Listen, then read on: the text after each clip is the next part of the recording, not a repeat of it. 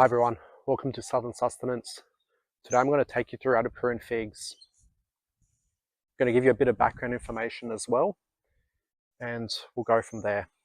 So over the past few weeks I've been lucky enough to undertake a fig pruning workshop thanks to Joe's Connected Gardens here in Elizabeth, the north of Adelaide, but also see a gentleman called Barry and his fig orchard.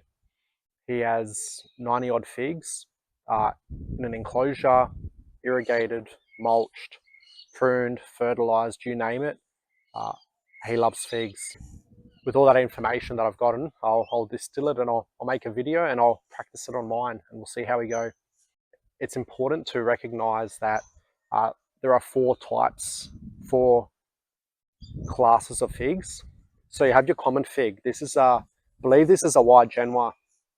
So a common fig may have a brevicop, which is like a smaller, instead of 2 fruiting periods a year, might have a smaller harvest in, beginning of the year, and then a larger harvest during the main crop. A common type of fig like this, it doesn't need pollination. So it'll give you fruit, you're happy with it, and you're good to go.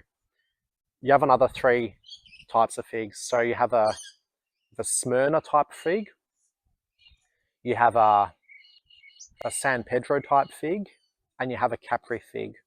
So Capri fig, if you've ever seen or if you've ever bought a fig where, it has fruit, but it's always dry, you can't really eat it, it's terrible, that's your Capri fig. There's a little wasp and it lives in that fig. And in commercial settings, a Capri fig tree and those wasps that it has will actually pollinate your Smyrna and your San Pedro types. I believe your San Pedro gives you a brevicop without pollination, but then the main crop needs pollination. And your Smyrna, there is no brevicop, it's just your main crop and that needs pollination. So common figs, you don't have to worry about it. Those figs you do. Pruning, those four fig groups, it's very different because those Capri figs, the wasp lives in them. You don't want to be cutting off those figs where they live in. With your other types, because it takes time for that pollination to occur, again, you may have older wood where those figs need to ripen and grow, and I've heard that those figs are better, but you can't give it a prune like you need. But for the common types, you can. So what we're going to do with this, and it's worth understanding that this is a good height now, but come next year when it starts growing again, or later this year, it'll be out of reach, it'll be too big, and not only will the birds eat it, but what's actually happening is you don't want to plant figs next to drainage or next to water sources because they are greedy and they like water. If you allow this to grow, the root system grows as well. What that means is if you do cut it, it'll grow back so fast, and it's just that maintenance gets unruly. So what you want to do now that it's got an established root system and it's this big, every year from now you want to prune it. What Barry had at his place, he'd actually prune it at knee height. He would just cut them there and go that savage with them. He had 90 odd figs and they're all crammed together, and I can understand why I'd want to do that. Joe's Connected Gardens, they leave it a bit bigger, but as well, everything that they cut off, all the trimmings, they'll pot up, they'll make new plants.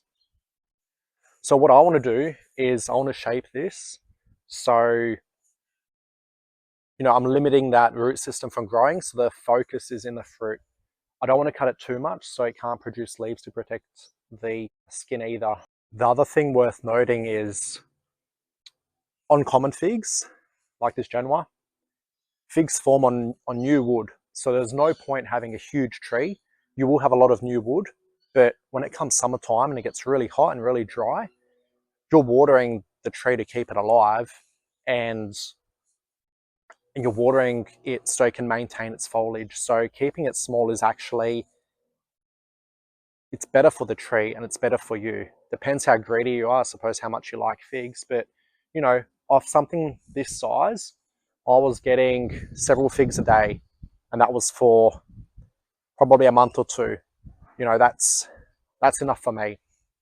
So what we'll do, we'll start pruning it now, and I'll show you how I go about it. So what you want to do, if you find a branch you want to prune, let's say here, you want to keep a few buds. You want to count 3 buds. So 1, 2, 3, and you'd cut it there.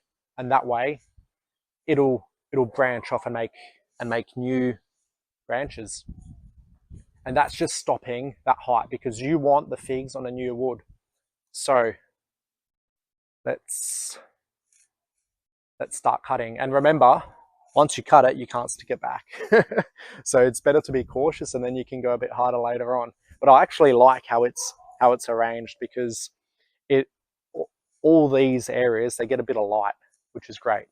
All I need to do is cut it down because this will grow back.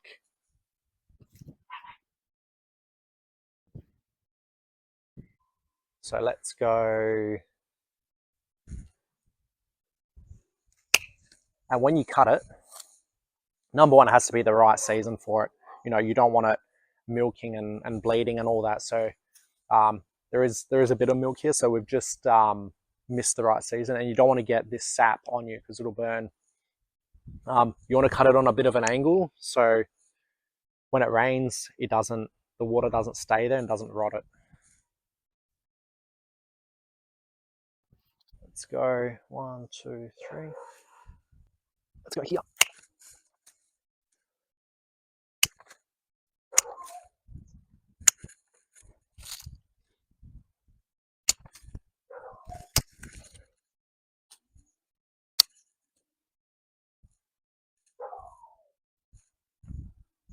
So new wood, you know, we don't count from there, we can count from here, but then it'll grow out here. So where do we really want it? Let's go here. Let's see how it turns out. You know, this is going down. We don't really want it like that, but actually not too low, not too high, just right. So let's go. You know, there's a bit of a bud there. Go like that. Go like that. This one's go like that.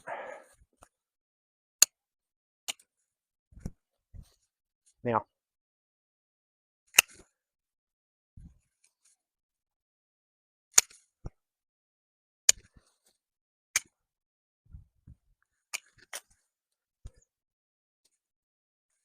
see, I like this. I like how it's going in this. So if I cut it there, then it'll grow out. But I'm happy with this. So we just want to give it new wood. So 1, 2, 3.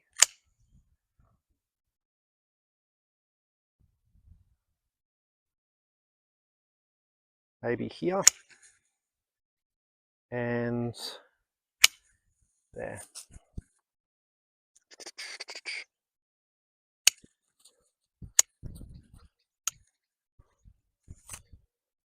Cut this one there. And then this one. So 1, 2, 3. Probably cut it there.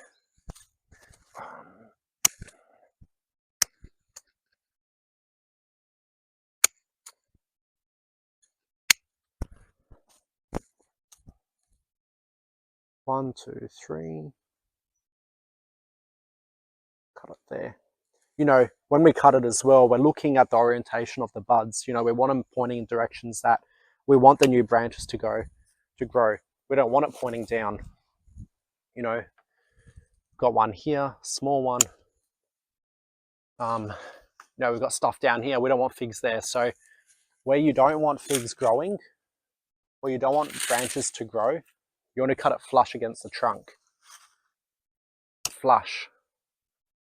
Flush. Flush. And what you do, you get something like this, and you can just shave a bit of, you know, a bit of the bark off and put some rooting hormone and stick it in the ground. Get yourself a new plant. And figs are pretty simple like that. getting roots on figs isn't hard. Keeping it alive during summer is probably a harder thing, because you'll have leaves and you might not have a root system that can support all the leaves. So you constantly just got to keep water on it until it strengthens up. This tree here, when I planted a couple, I think the first one that I planted, it didn't have the water up to it enough and it died. And I had a couple here actually, and this is the only one that took. Figs have like I said, they're greedy for water. They have a hot fibrous root system. So if you plant figs next to each other, you want to plant them all at the same time, because if one tree gets too big, it'll actually compete with the one you plant later, and then the one you plant later won't actually grow. And I saw that the later planted one, it'll just stay small. What the old Italians used to do is they'd just have one fig tree and they'll plant they'd graft on the varieties they want. But the problem with that is it gets too high. You've got to climb ladders. You've got to use ladders to pick the figs. You've got to net them, water it heaps. It's just a bit, like I said, unruly. It's way too much work. So, you know, for me, you have one tree, or you have a few trees of your favorite varieties, or maybe you have one and your mate has another, and then yeah, you just swap and you share like that. It's probably the easier way to do it, I reckon. The other thing that's worth noting with figs is if you dig around a fig, they got sensitive roots. So if you nick a root, it'll grow back again. So you've got all these little figs growing here, and if you want to grow a fig from a cutting and you're able to get your hands on something from the ground, and this is not just figs, this is many trees, you know, you want to take it maybe with a bit of root or down here where it's near soil, because it'll root a lot easier. But I don't want it growing down here, so I just cut them clean. You know, you got a branch coming out here. I don't want that. Nice and clean, easy to manage. You know, you've got one growing here. What I will do is I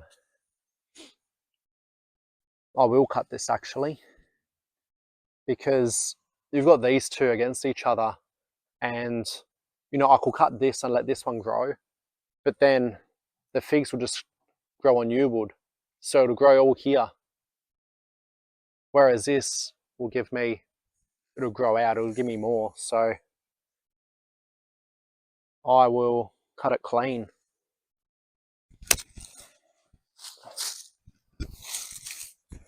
There you go. When we do tours later in a year, I will film and we will see how this will grow, and then yeah, test and adjust as the years go by. But pretty much, you know, I'm pretty happy with that. Yeah. Thanks for tuning in.